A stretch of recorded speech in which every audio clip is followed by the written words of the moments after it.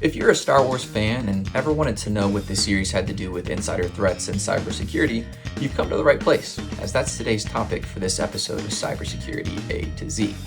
Now, before we talk about everybody's favorite science fiction fantasy movie, let's talk about what an insider threat is. At its core, it's an attack on an organization from within the organization. There's two different types. You have malicious and negligent insider threats. A malicious insider threat is somebody who wishes to cause harm intentionally, whether that be through theft, perhaps espionage, or maybe even sabotage. If we look to the Star Wars universe, we see a great example from the movie Rogue One, from a character named Galen Erso. The Empire forced him to design the Death Star against his will, and as such, he devised a way for it to be easily destroyed by a missile from one Luke Skywalker.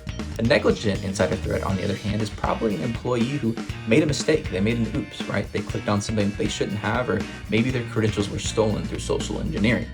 More often than not, it's an accident. If we look to the Star Wars universe, this could be maybe through Jedi mind tricks, right? A clone was tasked to protect a compound, but a Jedi waved his hand and suddenly he had access to the compound. There was no malicious intent behind the clone, he was just manipulated.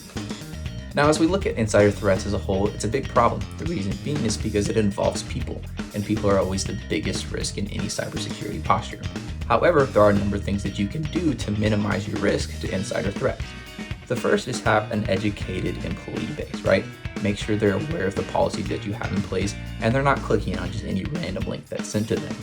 Additionally, you can have a principle of least privilege, essentially meaning that the employees only have access to the information and data that they need to do their jobs. That with a strong governance policy, and you're well on your way to being protected from insider threats. Anyway, that's all the time that we have for today. Appreciate you watching. Be sure to like, comment, and follow, and I'll see you in the next episode. Bye.